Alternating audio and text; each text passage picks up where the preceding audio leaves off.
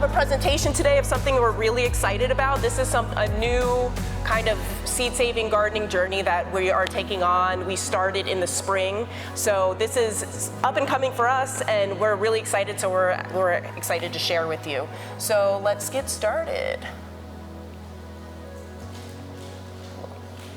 All right, so Kelly and I, just real quick on how we met and where we started our journey. We began as outdoor educators working in like a camp environment where we'd lead groups on multiple day excursions doing outdoor education and environmental literacy, team building, that kind of thing. And then we realized that in that environment, the garden that we were using with curriculum was the best classroom to teach multiple concepts in these curriculum sets that schools were hoping that we would touch base on. So Kelly and I were constantly going back to the garden to illustrate a lot of these concepts. And so from there, we started working on all sorts of different farms, CSAs, greenhouses, from microgreens to ornamentals, cannabis, orange groves, nurseries with tropical fruits. So now we're into saving seeds, and that's our mission and our journey. And we kind of pivoted really hard from market gardening to seed saving for a lot of reasons. And so we're going to try to refine this talk on everyone's needs and hopes and goals. So real quick, we just want to touch base with everybody on your goals for your homestead or your garden and how we might best be able to affect you guys in terms of seed saving or seed starting. So if we could just do like a real quick turn and talk to your neighbors so we can identify what kind of goals you guys maybe have at your place and what you want to get out of your place in terms of seed starting or seed saving with us today, because we can take this in many different directions, and we're going to illustrate a lot of different concepts from all different types of seeds, from conventional seed saving and seed starting to landrace gardening, which is kind of like the spectrum of diversity and breeding. So discussing many different types of seeds and then comparing them to landrace gardening and the principles of landrace gardening. We'll compare landrace gardening to conventional seed saving and conventional agriculture. And then we'll talk about how to start a landrace, and then we will start our own landrace. We'll do a little bit of seed starting outside on some tables. I think Kelly brought the bok choy landrace for today, which is a really diverse crop, a little bit more than a variety, many varieties. Don't get too yeah. So seed saving, then and now. So we're going to go on a journey today, and we're going to start on our conventional seed saving garden and then make our way back to our landrace gardening, which we're going to build together. And it's going to be this kind of reverse journey, because landrace gardening is how we used to always garden, and it's what we're kind of getting back to, because we've gotten to this mess where we've been promoting open pollinated and heirloom varieties, which are quite inbred, and it's not in our best interest with food security. It is in the best interest with uniformity, and that's where things kind of got out of hand. And back about 60 years ago, we really focused on uniformity, and that's where those heirlooms and open pollinated varieties came into play to get that uniformity. So what we're going to do is we're going to take a look at the different types of seeds, starting with GMO seeds.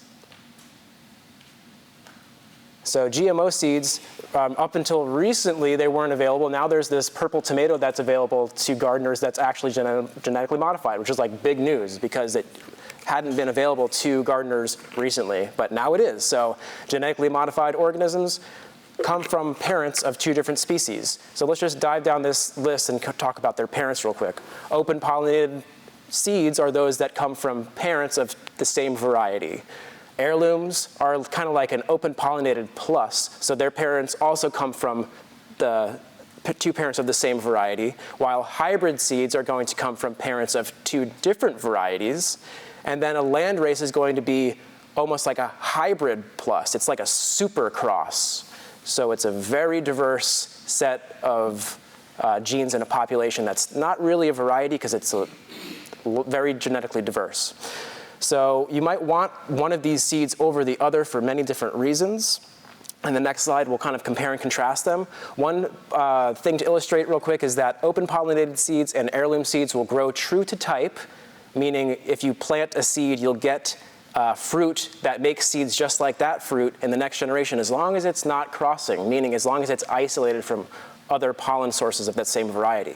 And so people really like to get that same reliability, that uniformity. That's where our huge big ag is depending on, like that uniformity. And now we're left with these varieties that need a lot of inputs to support that. While we have hybrid seeds are going to come from two different parent varieties, and when you put them together, you get a little bit more hybrid vigor. They have a little bit more genetic diversity instead of being so inbred. So you're going to get some benefits of like superpowers of two plants that come into one. But again, if we're using hybrids all together in a monoculture, if something happens to one plant, if they're effectively clones, so that's a risk that you need to keep in mind with hybrid plants. And then we'll be able to delineate what a landrace is once we talk about the principles, and I'll save that for 2 slides from now. So this chart shows the types of seeds that we just talked about and whether or not they're appropriate for the home gardener and whether we can save them. And you'll notice the check marks on save the seeds, that last column, because the open pollinated seeds and the heirloom seeds will grow true to type as long as they're not cross-pollinated. The hybrid seeds, there's an X there on can we save those seeds? They say no. However, you can. The X is there just to indicate that it will be very unpredictable. We don't know what we're going to get, but that might come to our advantage if you're using your cards right. You can save hybrid seeds. Oftentimes, you get a hybrid seed like a tomato, you'll grow it in your garden, and it will volunteer and make its own hybrid F2 generation next year, and so that might actually be a good thing. So you can save hybrid seeds, but we'll talk about that a little bit later. The best bet for growing locally is going to be locally grown, open pollinated heirloom or hybrid seeds that are using organic methods. So a lot of these types of seeds aren't mutually exclusive. You can have organic open pollinated seeds. You can have organic heirloom seeds. So it's good to get seeds that haven't been grown with conventional herbicides and pesticides, because if you're growing heirlooms from a faraway place long ago, it's going to need a lot of that conventional herbicide and fungicide to keep up with its genetic diversity that it's lost and its memory of being well in a soil. So although heirlooms might be really relevant for here, like we have a Florida heirloom, that's really good. It's locally adapted for here and now for us. But if we have an heirloom maybe from Missouri or the Midwest or Oregon, that might not meet our conditions here and now, but that heirloom might be a good ingredient towards contributing towards genetic populations like a landrace project that we can do. So although heirlooms are bottlenecked and pigeonholed with not a lot of genetic diversity, they're still sources of genetic diversity that can be bred into new projects. And so don't feel like you only have these varieties to work with. Oh, I only have Baker Creek's heirloom seeds to work with. We can create new varieties, and that's what a landrace ultimately is. We're contributing towards this new variety either from scratch, or you can imagine like the Seminole pumpkin is not a variety, it's more like a crop because it's so genetically diverse that we can keep adding to. We can keep genetically altering based on how we're selecting it over time. And we're going to get into those specific examples in a little bit. So what is a landrace? So the Seminole pumpkin example is convenient for this. So a landrace, just in a nutshell, is a genetically diverse population, like very diverse, a lot more diverse than an open pollinated variety. So it's genetically diverse.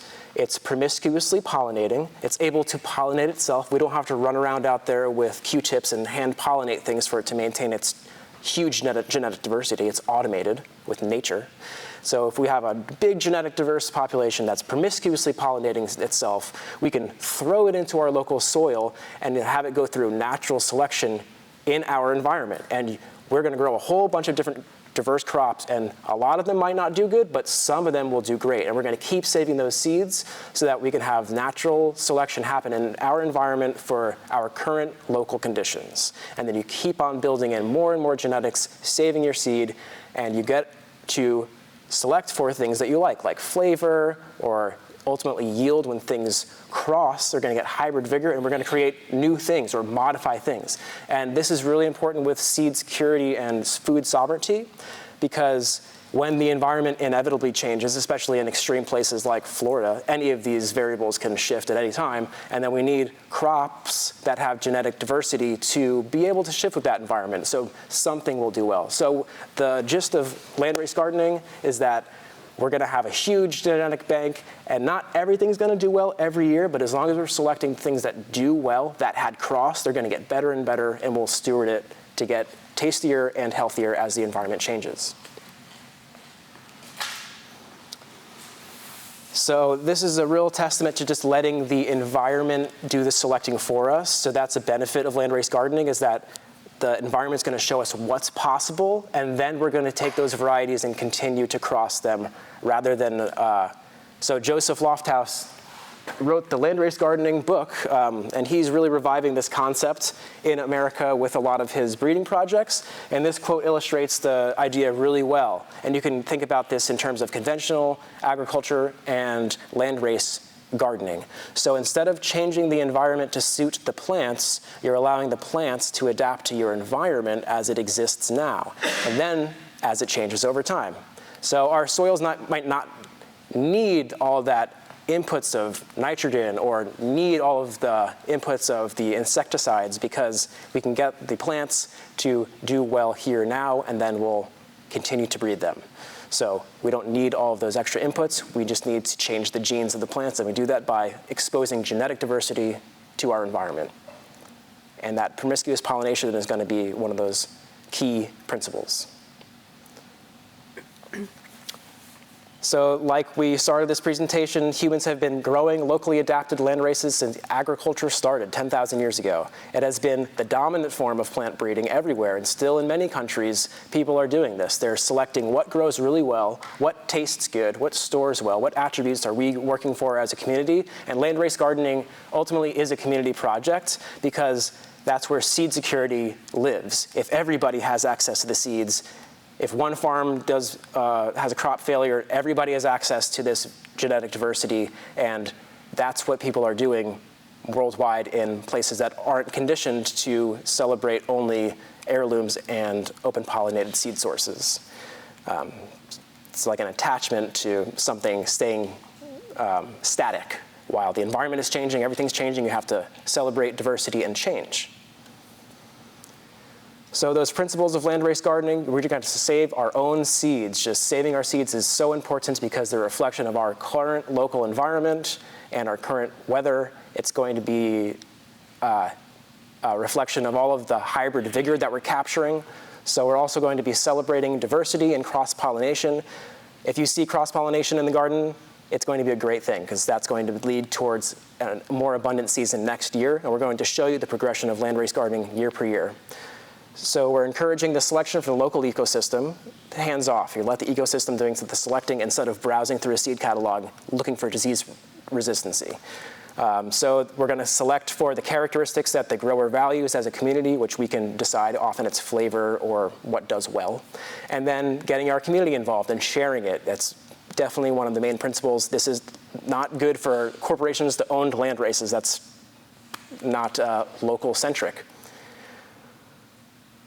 So just real quick again, the benefits of landrace gardening, we're going to grow diverse plants that grow better. We'll have climate-resilient crops that are produced, and minimal maintenance is going to be required. So we're doing less work, we're getting better tasting food that's healthier, and we're going to be ready for a future with crops that are able to adapt. My turn. Sure. Would you like to switch? I may stand up because I'm getting cold again. All right. Go for it. My turn. Thank you.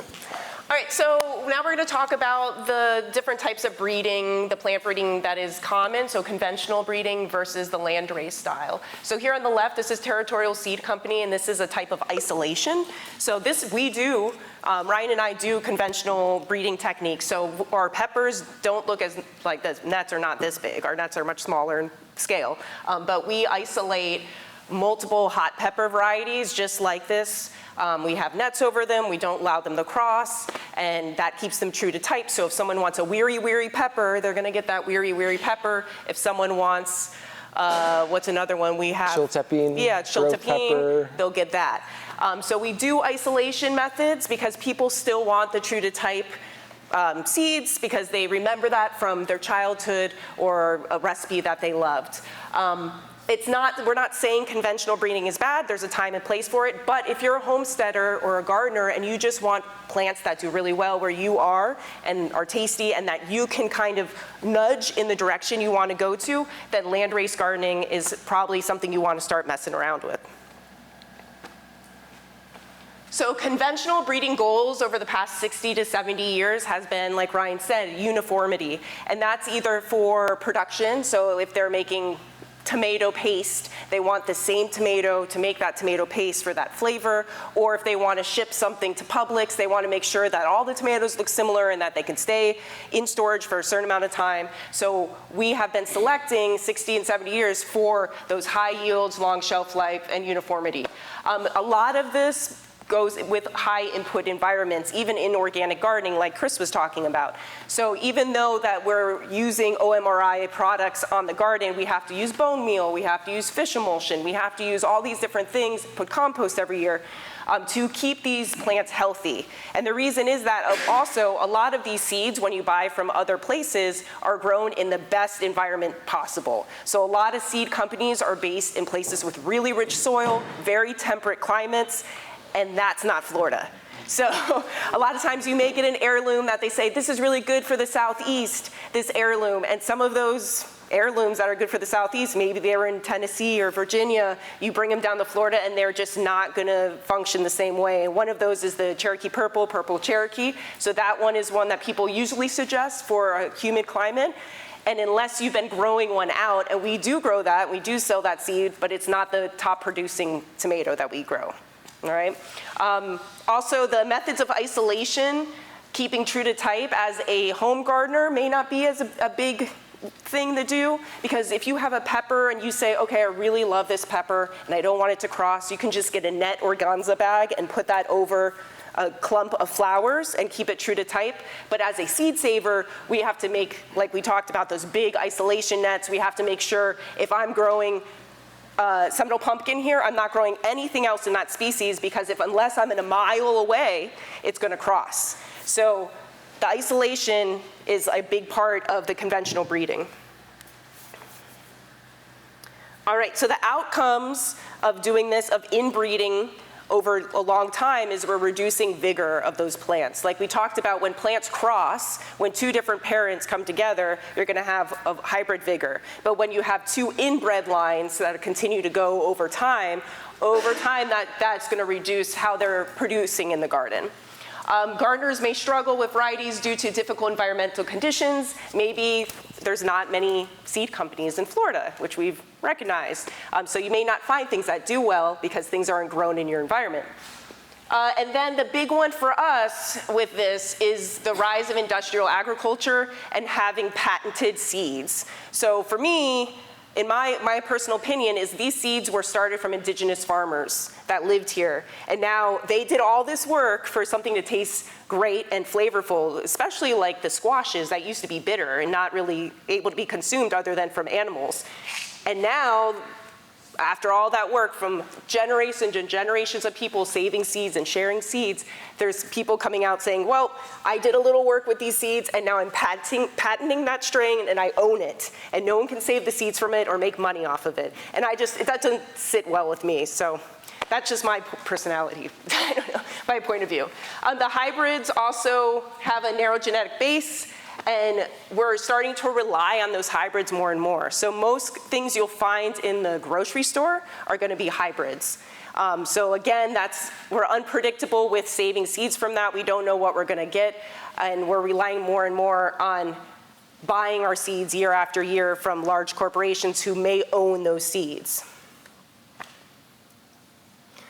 So landrace, the breeding goals for landrace is we're selecting for flavor, nutrition, and traits that the grower values. So small scale is really great. So with our Seminole pumpkins, we can taste every Seminole pumpkin we grow. And we save all the seeds, but we put aside the ones that were the best flavor, the biggest thick inside walls, or the biggest pumpkins, and we could set that aside. If you're growing a big scale, then no one is sitting there tasting every pumpkin saying this one's the best and this one did perform the best and this one had less disease resistance. But small scale or landrace gardening, you can do that. So we're selecting for flavor or for other traits, and we're putting the ecosystem in charge, and we're not putting as much input into it. And then over time, after generations and generations, we're going to create a locally adapted crop that are more resilient to our area.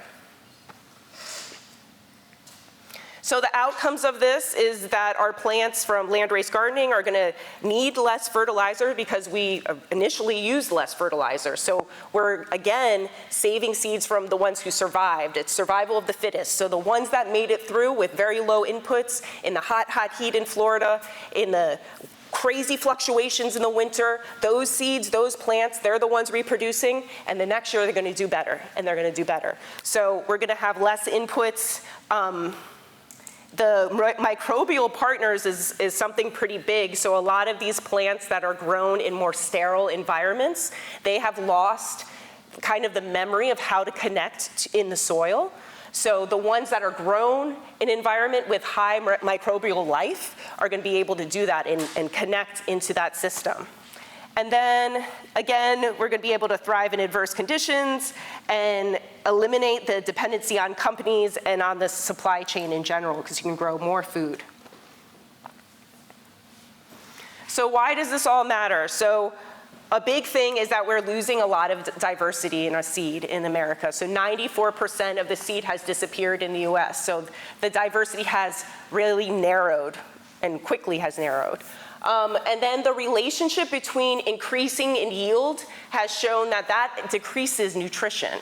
So there's a lot of new studies showing that they'll do the bricks where they like test the sugar content, and they'll test this and they'll test that, and they're seeing that the ones that are high producers or just really productive, but they're not really testing or taste testing them and trying to find the ones that are most flavorful, well, that's linked to the nutritional content. So again, we're losing that genetic diversity by the methods that are the most popular ones. And then the seeds that we buy are requiring certain conditions, plenty of fertilizer, pesticides, because of decades of breeding for yield and uniformity. All right, so to the fun part. So how do you start a landrace? So the first thing is, what is a problem in your garden? So that's where you want to start. So what problems do you have now going on in your garden that you're like, this crop is really hard to grow, and you could maybe only grow a hybrid because the other ones, open pollinated or heirloom doesn't do well. Anyone? Has anyone grown cucumbers in Florida? Yeah, yeah. I've tried too many times. Yeah, cucumbers. They're usually crooked. Yeah, yep, so cucumbers, actually back in the day, Florida was a producer of cucumbers, like a huge producer of tomatoes and cucumbers. And now many of our heirlooms and open pollinated varieties really struggle. And so hybrids, there are a lot of hybrids you can grow of cucumbers and tomatoes that do well. But then again, you're risking with the seed, you don't know what you're gonna get from that. Yeah. Yeah, so what's a problem in your garden? What may need some work? So those definitely cucumbers, summer squash is a big one that I've found issues with. And then when you decide that, when you say, okay, cucumbers, that's like a big problem in my garden. I want to grow cucumbers though. What do you do? How do you start this? You get a lot of varieties of cucumbers, a whole bunch across the board. And then you're gonna put those together, grow them all out together, and let them cross, and really not coddle them. And that's kind of the beginning of your landrace. So what Joseph says is the act of allowing varieties to cross with other varieties that are visibly different may be enough to allow a recombination of genes that increases disease resistance. Multiple genes are involved in each trait, and when a plant is able to acquire a more comprehensive set of genes, it can recombine genes and express traits in new ways. Yeah. So here's kind of the overview, season to season of your landrace project. So in the book, he says year to year, but in Florida, it's great because we have multiple seasons in the year, right? Because we don't have a frost as much. Sometimes it's really bad. So the first year, you're really just putting all those varieties together, you're mixing them up. You could plant them as a trial. So when we first started our bush bean grex, we planted like a row of one variety and a row of another, and we just did that to get the data of like which ones produce the best, just to have an idea. But if not, if you don't need to do that, you can just mix them all up and plant them all together and don't even worry about what varieties what. And you just kind of garden how you normally do. You don't really change your gardening methods because you want them to adapt to how your culture your gardening culture. And then you save seeds so that anything produces a seed. So even ones that may not look the healthiest, if it made it, save it. Yep. And so then the next season, you take all those saved seeds and you grow those out. You can start adding some new varieties. Let's say you're like, okay, like we did 10 varieties and maybe only 5 made it and you wanted a little bit more, you can add back into that. But really you're just letting it grow out the second season, and that's gonna be another just saving the seeds from the healthiest plants. So the first and second are pretty similar. Now the third season, this is what we're gonna be on with our bush bean Grex. And this is what Joseph Lofthouse says is the magic season. So the third season, you have 2 prior seasons of the plants that were survival of the fittest that finally made it to the third one. And that's when you're gonna start seeing things really start become better and more adapted to your environment. You can add new varieties, but you're really just starting to select for what you enjoy. So maybe you like the color of a certain thing, or you like the size, or you want something to be a certain habit, like a smaller, more productive bush bean, or one that has a vine that started vining out. Whatever you like, save those seeds, plant them out again. And then the fourth season is the maintenance. So that is like if you have your pumpkins, your landrace pumpkins, and you're like, well, I really would like more diversity in that, start adding more to it. And that's about it. Just keep tasting and saving seeds and nudging it the way you want to go. So this is our bush bean Grex example. This is from the first season. I'll pass it around. If you want to just take a look at all the beans. And we just weighed our second yield today. Those are bush beans or? Yeah, yep, bush beans. So bush beans don't have a high cross rate, so it's not the best one to start with, but. Like vining beans have a very, they can go like 300 to 200 feet or something like that. Yeah, so, well, it depends on which one, like what species. But most beans are gonna self-pollinate, and you don't need a lot of isolation distance. So when we do grow them out to be true to type, you don't need much space for them. But with this, we just wanted to go hard on it, because I see a lot of people say, oh, well, like Blue Lake bush bean, that one does great. Well, I've grown that many times before because people really are interested in that one, and it never did well here for me. A few other ones people were saying, they're like, this one does really well. It totally failed. So I was like, well, let's just set out all of these varieties. I think we did 11 varieties to start with, 25 seeds per variety.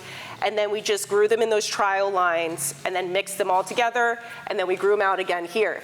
Now, the first time we grew it out, we grew them in Leesburg at our friend's property in mostly sandy soil. On irrigation, we didn't fertilize at all the entire season. No fish fertilizer, no top fertilizer, and then collected that.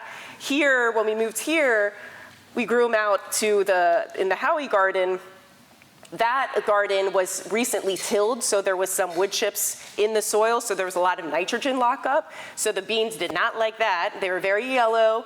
They didn't look that great, but we just let them go, and then we saved all the seed. Even if it's one tiny plant with one pod, we saved it. And now the third time, we're probably gonna do half of them here and half at the other garden, and then save those. Because even though they're 2 separate properties and there may be different microclimates between the 2 climates, we're in the same region with the same climate features, so that's gonna be helpful to that. So today we weighed the results. So from the first season, we got 2.5 pounds. And now this morning we weighed them and we have 4 pounds now. So we upped the amount just from growing them out. And then our future crops, we want to do cucumbers and look for ones that have more downy mildew resistance. That's going to be a big one. Summer squash, and I would like to try to push bok choy a little bit further into the summer. So that's one we're interested in working on, and I'm going to send you home with seeds today too of bok choy. So these are resources of landrace gardening and other people doing these projects or have landrace seeds available.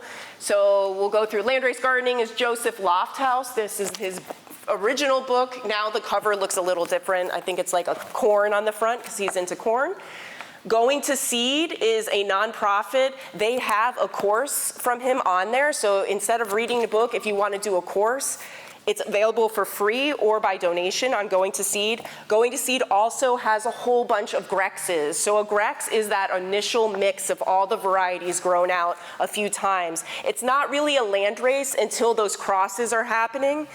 So the first few seasons, it's an ultra cross or a grex. So you'll see that term a lot. So Going to Seed, I just bought a whole bunch. I got a watermelon grex, I got a cucumber grex, I got a summer squash grex, all from them. They're not really from Florida, but I'm just gonna plant them out and see what happens. Utopia Seed Project, so that's Chris up in North Carolina. We met him when we were market gardeners up there, and he's an amazing guy, super knowledgeable, super nerdy. And he has a nonprofit, and they are doing an okra ultra cross. They've done a collard ultra cross and cowpea ultra cross. He's also doing a lot of tropicals up there by Asheville, so that's really fun to see. Experimental Farm sells a lot of his seeds. Utopia doesn't have a seed website, so he sells to Experimental, and they carry a lot of other grexes as well. Southern Exposure carries some grexes or landraces like the Seminole Pumpkin. Melissa from Grow Hub in Gainesville has some of her seeds through Southern Exposure. Working Food, so that's Melissa's nonprofit, and she's doing a tomato breeding project up there with the Everglades tomato called the Evie Project, I think she named it. So it's gonna be a larger, like an Everglades that grows low, but a larger tomato on it. Yep, so she's working that. And then Cody Cove, so that's Josh Jameson, and he already had done a bean grex. I don't know if he has that now, but he does a lot of trials and a lot of similar stuff that we're doing. And I think was he doing another one recently that I saw? Oh, pigeon peas. Pigeon peas, yeah. So he just released a whole bunch of pigeon peas that were grown on the same property, and I think he's calling it the rainbow mix. So pigeon peas, another one. David the Good, he does a lot of talks about just growing what does well. He's basically a landrace gardener without promoting it. But he did I think it was his son, did a watermelon grow out, which was really cool to see. So one of his kids who's, doesn't have all the scientific background or knowledge or anything, just grew out a whole bunch of watermelons, whatever did the best, he saved the seed from, and now he's selling those. You had really good success, and I've heard people who bought I saw. the best watermelons I've ever grown. Good, yeah. And then I added the bottom seed swaps. So on Facebook, there's a lot of Florida seed swaps, and that's a great place to start getting things that were grown in Florida. So if you wanted to do summer squash, maybe put a post on there and say, hey, I'm looking for 5 summer squash seeds from each person. And then you can just gather a whole bunch of squash seeds and try that out. So the seed swap is another good place to access seeds from your area. Yeah. Are you going to talk about how you preserve the seeds, or?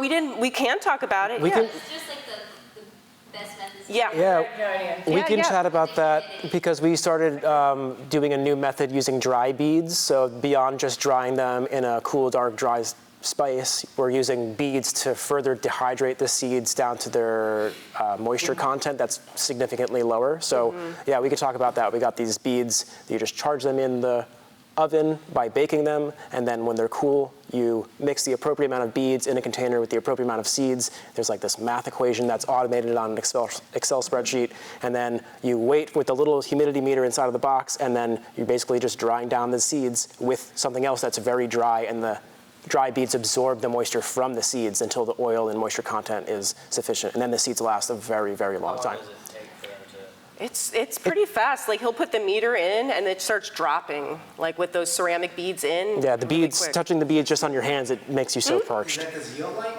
It's called dry beads is the patented name.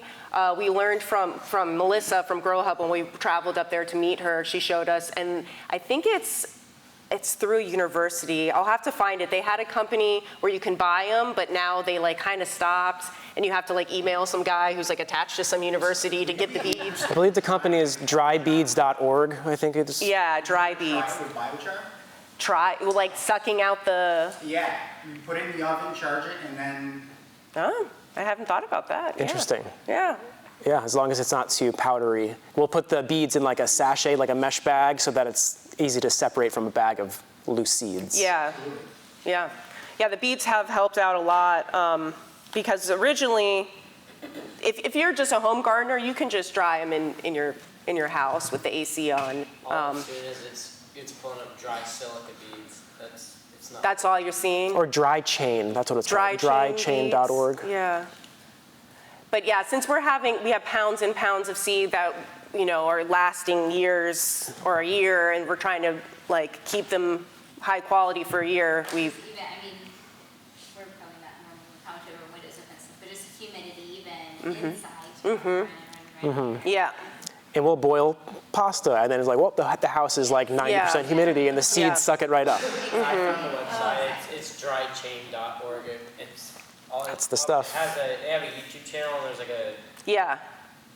There's all these files you can download. I think Kelly got the. So welcome to I guess we're calling it the Warrior Garden because there's a new sign up on the other side of the pump house. But this we started in September, last September. And what it was initially was just it was cleared. They had put a lot of organic compost down a few years ago. And there were sweet potatoes, some cowpeas, and a lot of wood chips on top. So not too much production. And we came in and we did an initial till just to kind of break that up because it was sitting compact for a little bit. So the initial till was good to have us form the beds, but not the best for some of the plants because of the nitrogen lockup. So normally you don't want to mix wood chips into your soil. You can put wood chips on top, or you want to use them when they're composted. But now things are doing okay. Things are starting to break down faster. And we have 4 quads. So we typically like to have this big path in the middle or a cross section so we can come on down to harvest. And then we have these 4 sections. So this section here, this is all cover crop. This is Austrian winter pea. So you can get like a huge bag from Hancock Seeds. I think it was like $20 for like a big 5-pound bag. And that I wanted to try out because I've only grown it in small amounts. And then that is oats. So that is oats like oatmeal. That's also what cat grass mixes. Cats love eating that. So we grew that last year. My cat would always go and munch on it. And if you let the oats go to flour, you can collect that, and it's a milky oat, and you can use that as a medicinal use. Is that as tall as this gets? The pea, yeah. I think it gets a little bit taller, but it likes to go kind of low. And it will make peas that are edible. So it's not going to be like a sugar snap pea, not as sweet because it's not picked for that. You put it in stir fries and... Yeah, I mean, we haven't had any peas yet, so soon we'll start getting the flowers. And we could try, but pea tendrils are also edible, so you can always have those if you want to mix those in your salad. But we just wanted the soil covered because we knew in winter we don't need as much space. In summer when we grow, we need more space. So we knew we wanted to cover this. We knew we wanted to put nitrogen to the soil. And I was just trialing what it would be like having a whole row of grass of the oats and then mixing it and seeing kind of what that would do. So we have kind of on the furthest side, we have mostly oat, and then it's like an oat pea mix, and then it's mostly peas. So that's how we did that plot. This soon, we will probably tarp it or cut it low with bring a weed whacker in and cut it, and then we'll do crops for the spring in there. So we'll have tomatoes in here, we'll have peppers, eggplants, ground cherries, peas, or not peas, beans. So it's going to be pretty full soon. This plot here, closest to us on the right, is just for food and pretty things. So there's a lot of radish, there's some bok choy, there's some beets, there's Swiss chard. The 2 empty beds, I put in cabbage too late. It was requested to do cabbage, but by the time it was time to plant, it was requested, it was a little too late. And this irrigation, it's great for things that are established, but not the best for germination because it just gets kind of where the brown lines are, but doesn't soak it as well. So we may have to do transplants for some things. But a lot of these beds, what we did is use an earthway cedar, and we'll show you guys that too. It's also worth noting now that this garden was designed around the parameters of a market garden dimension, which is standardized for the tools that people use in market gardens for efficiency, which is basically a 30-inch wide bed and then an 18-inch footpath. So that's a nice way to maximize your garden so that you're not reaching too far. No, I can't reach because my... And so you can step over. Like, Right, you can step over the beds. And then the tools that you use for market gardening will go right on top of there, and there's convenient spacing within the 30 inches for 2 rows, 3 rows, 4 rows, even 5 rows of crops. So keep that in mind as you enter. Also, some of the ground is not even, just watch your step. Yeah.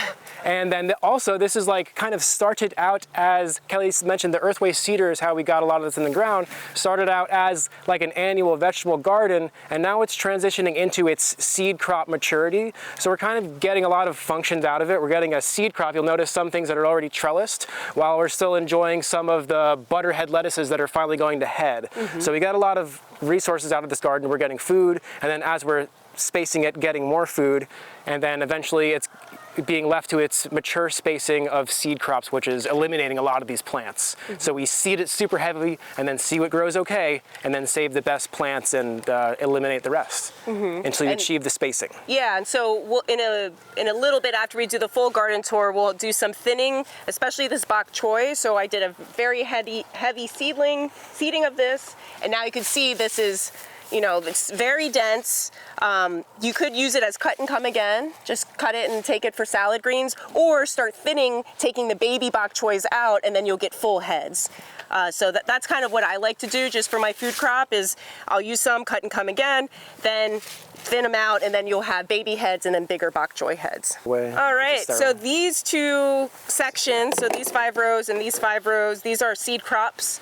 We have Paris Island romaine, this is an arugula, Florida mustard, Ethiopian kale, cilantro, and then I think I put Jericho, or did I put Paris Island?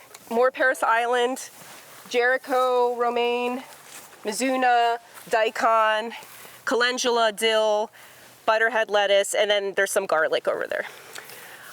So with seed saving, when you want things to go to seed, you have to start thinning them out. So typically you want at 10 to 12 inches. So we already started thinning some of these. Now one of the tasks that we'll have to come do is come through and then pick the best ones to move forward and take out the rest. So it's a lot of just sequencing with the seed saving. And it's an interesting thought. Kelly has just said the best ones. You might think, well, which are the best ones? And in terms of bitterness, a lot of the plants that are going to seed first are the ones that will be the most bitter. And it's interesting, if you look down some of these rows, some have barely even gone to flower or seed. Those will be the least bitter. So those might be the best plants. Unless you're saving a seed to be the earliest flower. Like if we wanted, behind David, there's the Ethiopian kale row that's very flowery.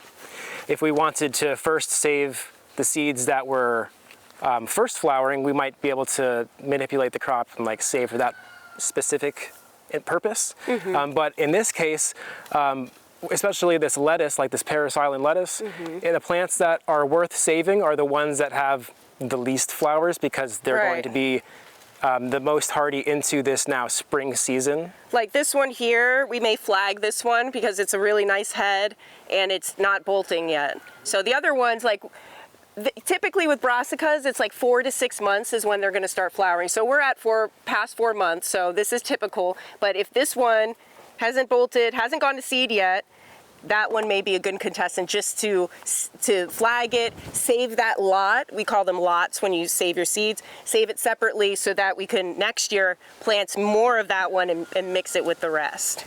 Yeah. So when you're saving seeds, I'm very new to all of this. I've only saved seeds from bok choy and some lettuce, which I understood, you know, the little puffy thing. Yeah. Okay, yeah, let it dry out. Bok choy pods.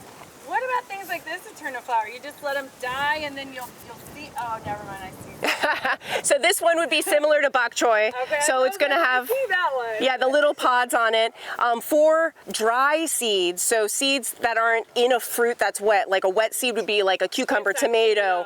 So dry seeds, you let them go until 30 to 50% of that seed crop is dried down, and you can take the whole seed head off, and then they'll keep drying off the plant. So you don't have to wait till the whole thing is dry, because they'll shatter and they'll just go all over the ground. I did that to the lettuce, and I let it stay, and I was like, okay, it's like everywhere, it's all over the ground. Yeah, and lettuce is an annoying one to seed save. We don't like to seed save it as much because it's not all at the same time. With lettuce, you can come through with a bucket when these have the little puffs you talk about, and then you just dip them in the bucket, tap, tap, tap, tap, tap, and then come back another week and see if there's more. So there's different methods for the types of seeds we're growing. Radish, daikon radish. Radish is an annoying one to seed save because the pods are so hard to break open. Outside, not the inside, or? The outsides, yeah. So that one's another one that's not as easy. The easy ones, yeah, like the bok choys or the any of those greens that have the ones that shatter very easily, and they produce so much that would be helpful to start with. So with those pods, once they have the seeds in them and they're dry, do you leave them in the pod, or are you supposed to take the individual seeds out of the pods and save them that way? Yeah, we take them out. So we let them dry down until they're dry and brittle, and then you can do it a few ways. You can just put the whole seed head that's dry in a baby pool or a big bin and stomp on it. And then you put it through a series of screens where the chaff and the screens the seeds separate. And then we use fans. So we drop the seeds down, and then the fans will blow the chaff away, and the seeds are heavy and they go down. With seed saving, I like to make the analogy, it's a lot like panning for gold, because the seed, the precious item, is the really heavy, dense thing, and especially the mature, best seeds are going to be the most robust, most heavy. So a lot of the game that you're playing with seed saving is just filtering out particles, just like panning for gold. And oftentimes when you're winnowing with a fan or with water, it's just that, separating the densities. So a lot of these seed saving games are just getting to know the densities between the chaff and the seed, or if it's in a fruit, like a pulp, getting to know, do I need to ferment it or not? And if you don't need to ferment it, just how to best eliminate the pulp from the seeds. And it's just separating the seeds from the contents of the plant. And each variety is a little bit different. Yeah, because you'll hear a lot of times people will say, well, all the good seeds sink and the bad ones float. Well, that's not true for all seed, because some seeds, the seed coat, the water doesn't penetrate, like papaya. It will sit on the top, it won't sink. Or even like loofah or some other seeds, when the water hasn't penetrated the seed, it won't sink. So it's really just getting to know the plants, how to best seed save them, doing a germination test if you have good germination, and that means that your seed saving went well. Yeah. So we're gonna be planting bok choys today? We are going to be planting bok choy back for you guys to take home in 6-packs. Oh, okay. But I'm going to show you guys the earthway cedars just so people who haven't seen that before can know what it is. Still good. I was gonna ask, so can I go home and plant bok choy? Yeah, you're gonna take some home to plant. So when is the gap, or the last day that I can plant bok choy? Depends. So yeah, that's a good question. Yeah, so you'll see the University of Florida puts out their calendar. Grower Jim's another person. We combines both of those and then add some crops to it. And those guidelines you see every month, it's a guideline. Exactly. So it's not the Bible. It's not the people are like, well, it's too early for this or it's too late for this. Look at your forecast. If we have Typically March. Okay. Yeah, March. They're a little more heat tolerant than a lot of other greens, but David Scanlon has had them go longer, but that was I think he had them in his tower, his hydroponic tower, so it keeps it cooler. But we're gonna try to push them further because I love bok choy. Is there any other greens that I can still plant right now? Ethiopian kale. Yeah, now you can still plant a lot of greens. Yeah, I wouldn't do spinach. Always getting on to me. She's like planting velvet bean, like, you know.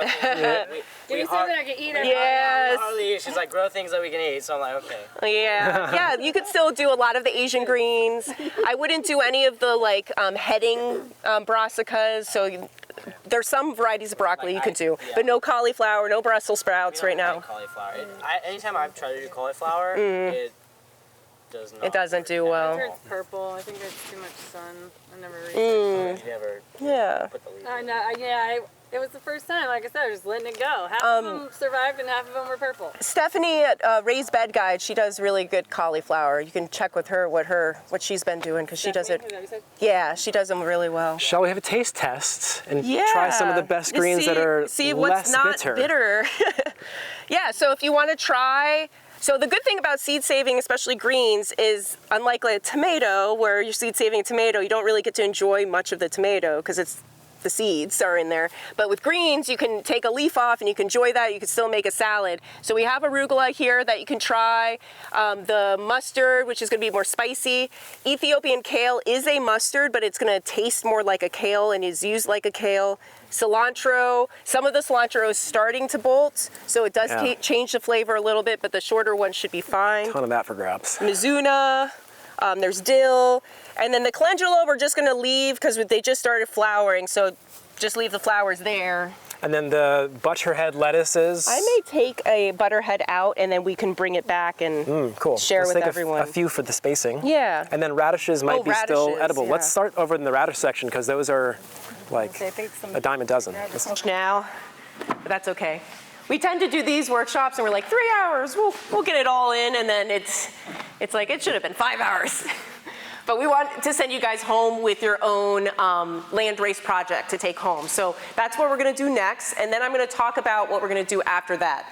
So the first part is we're gonna start a landrace. We have seed from Experimental Farm, and it's bok choy. So they grew out a whole bunch of bok choy, and I'll just read what it says.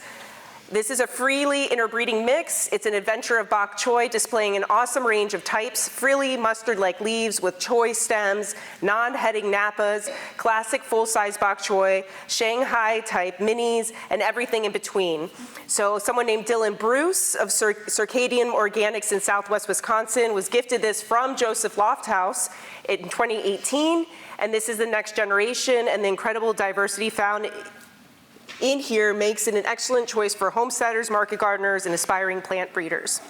So basically, oh, and a good thing to note is this is part of the open source seed initiative. So a lot of seed companies that are of the same mindset of us who think seed should be available to everyone and not patented, this is the organic seed pledge. So you can see that in some seed companies, we'll have that on there. So bok choy is a cool season crop. Really tasty, you have some to take home, but maybe you want one that has more frilly leaves. Maybe you want one that is more of a heading type or denser, or one like us, want one that can do more with the heat. So with the 6, I'm gonna send you home with a 6-pack. So you'll have 6 different types, and then I would grow them out together right next to each other. Eat the leaves as they're growing, and then let them flower and cross. And then save that seed and then grow it out again in the fall, and then see what you get. So that's basically what we're gonna do next. So let's talk about starting seeds.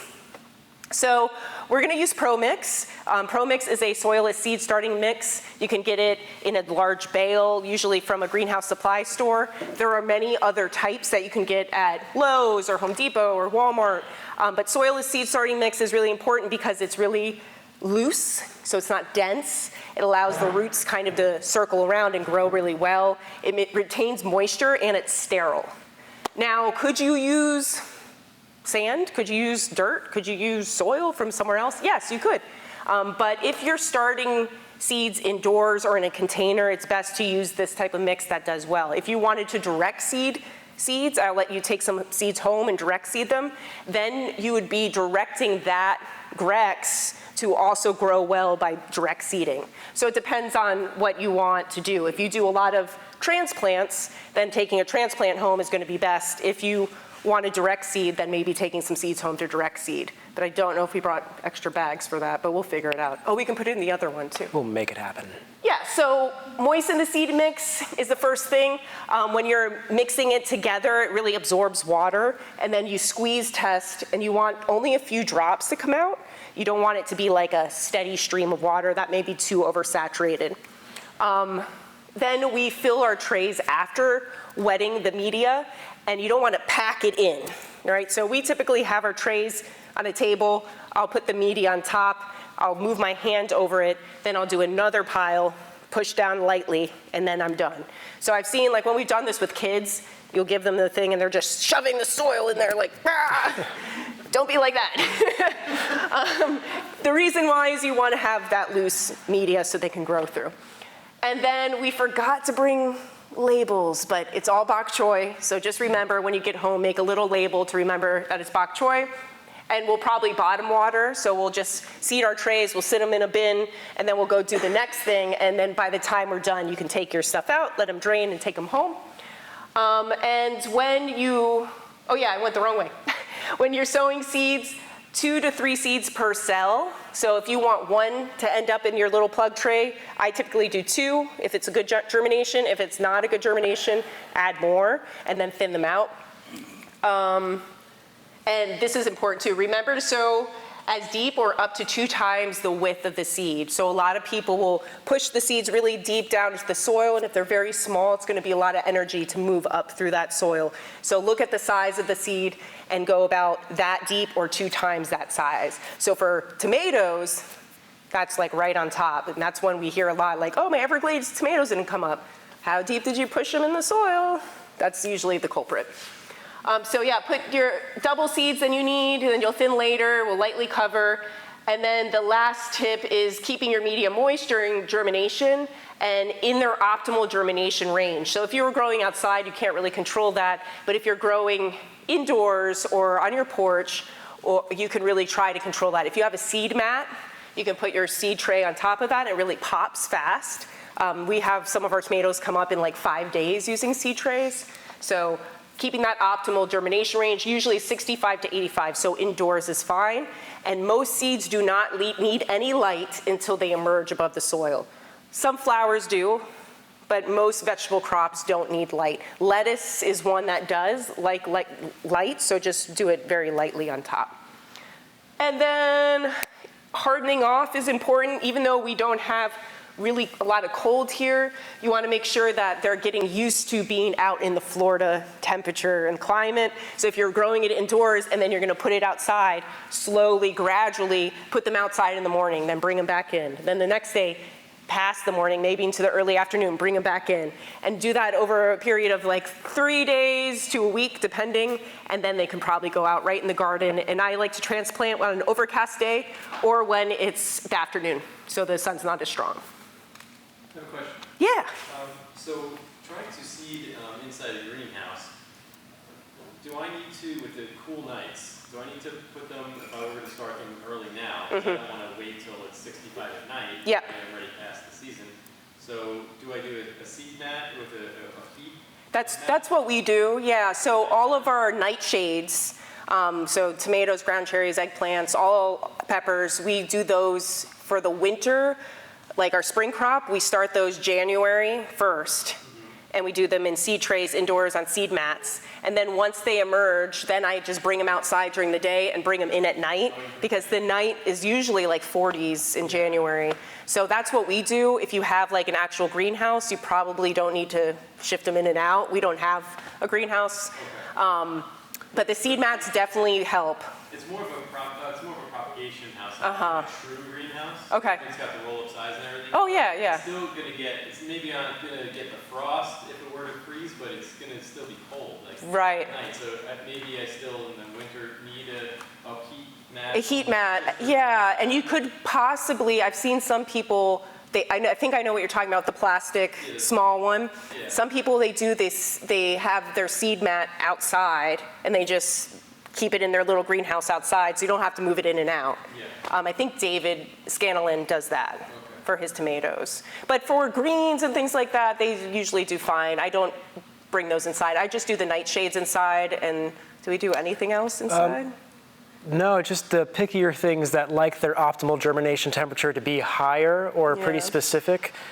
If you can't hit their optimal germination temperature exactly, then just having the temperature and humidity be consistent will be the better scenario than big Fluctuating. extremes with night and day and then cold, dry, those kind of extremes. And then the moisture is important, yeah. So tips we already talked about a little bit. So keep your media moist, not overwatered, the germination temperature. If you are growing outside like we do, make sure, even if you're growing in full sun or shade cloth, make sure you're gonna have some protection from heavy rain. So we had hail last week in our area in Eustis, and all of our tomatoes luckily were right under the roof eaves. So the hail came and didn't get any of the tomatoes, so we were lucky on that. And then in the summer, we do use shade cloth. So when we are starting seeds, depends on the seed, but a lot of seeds, I'll start them in dappled light under an oak tree, and then I'll harden them off before putting them out. And then, How do you go about hardening them? so I'll just have, like, we have a folding table, or we have another table on the north side of the house where it's a little more shady, and I'll have them there, and then I'll just move them to a spot that's gonna get a little bit more sun into the afternoon, and then I'll move them back. But I don't, like, when I first started gardening, they're like, oh, you have to take like a few weeks to do that, but that was in New Jersey, so it was like a big fluctuation from in the greenhouse to outside in the cold. Here, I do it a lot faster, just a few days of just moving them around. We also use kelp. We do a root drench, or we use a sprayer, and we use kelp, and that helps with transplant shock, and it helps with germination. So that's another thing you could do that kind of keeps them healthy while they're like stressing out about the different. Yeah. And if you don't want to get the liquid, you can get the powder form from Kelp Plus, I think it was called, where we got recently. And it Kelp was for less. Kelp for less, yeah. And it was, you just get the powder, and it's 1/4 of a teaspoon, and you do a whole gallon with that. So it's really affordable that way. And that, Do you guys do any seed inoculants? Not yet, and I talked to Moti about it at the Convergence, and the issue with us is if we're seeding really small crops, it's hard to soak like brassica seeds and then put them into a seeder. So I was talking to her about that, like if you can just, instead of soaking them, if I can just do a root drench into the trench, and she was saying that may be something that they're researching with the Johnson Sioux compost. Oh, to add. Yeah, so like, so the method that he's talking about, this woman Moti, she's worked on composting, and this method makes really rich compost, and if you inoculate your seeds with that, then a lot of those microbes are going to be on the seed coat, and seed coats have that already. They have a microbiome on that seed coat. But inoculating them gives them that right away. So like if you're planting in the soil, they already have those buddies to connect with and interact with. So my thing with, instead of soaking the seeds, is just maybe if we can do a spray, and then that will just drench into the soil. So that's what I'm thinking of. For some of the bigger stuff today, The I bigger think we can even seeds. do it in the The worm corn. tea. We harvested worm tea earlier. Oh, cool. So I think we could just dip it in the worm tea and then. Yeah. Yeah. Yeah, worm tea's another great one, yeah. Yeah, so we're gonna try, I'm gonna hopefully get into Jadam and KNF. Oh. So that's gonna be, it's worth mentioning, like Kelly said, a lot of these seeds inherently have microbiomes inside of them, and the mother plant will actually inoculate its daughter seeds with the different bacteria from the soil, literally putting them in the seed coat and stitching it in there. So when you get a seed, it may have that if it hasn't been heat treated. It may not have it if it's been heat treated. And if it doesn't get heat treatment, it may be a stitching of a microbiome from Washington State and not Florida. So hitting them with that kelp initially gets them at least some microbiota, because just because it has its own immune system, it might be from somewhere else. So Kelly will hit those seedlings Ooh, that's pretty an interesting pretty idea. new now. Part of the landrace thing is you're not just doing the genetics, but it's the microbiome Yeah. with that yeah, that you're spreading and you're repopulating. right.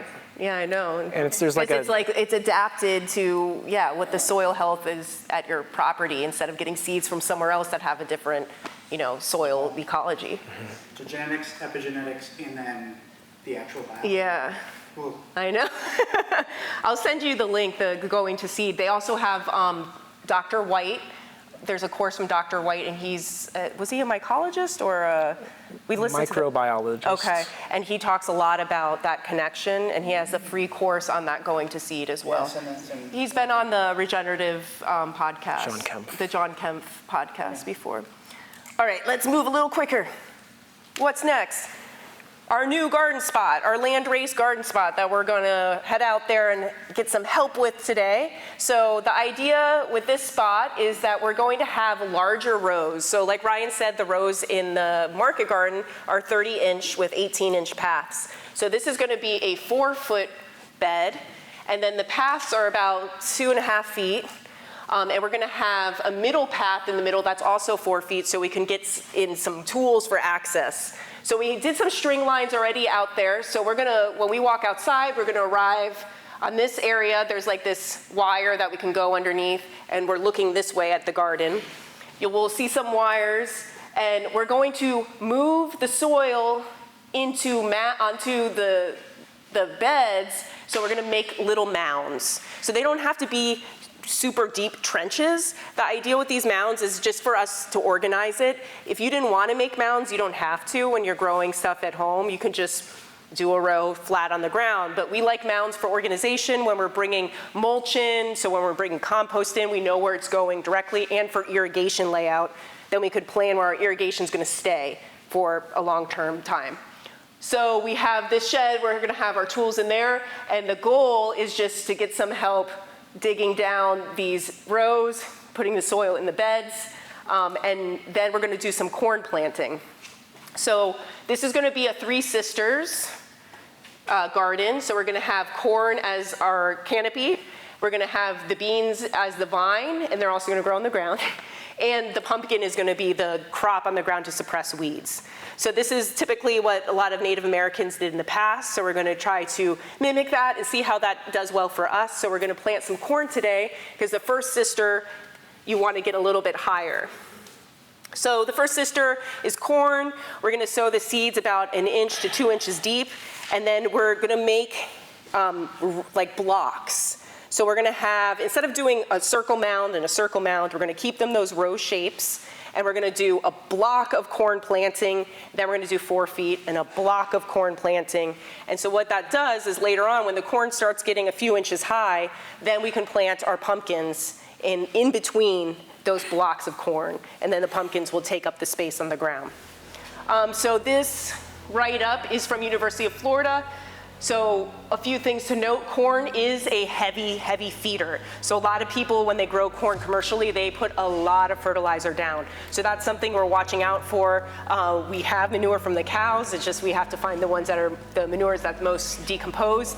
And we're going to do a lot of beans in the area and Mexican sunflower. So the Mexican sunflower we'll probably chop and drop throughout the season, lay down as a mulch.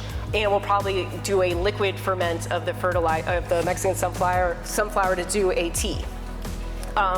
If you want to learn about the Three Sisters, UF has a good publication about it. So they talk about kind of the sequencing, how to plant it, the care and harvest. And if you're ever interested in like a crop that is growing in Florida, what you just type in is that IFIS. Go into Google and just type IFIS tomato, IFIS peppers, and you'll get publications from University of Florida. So that's a good cheat code to get their publications that are relevant.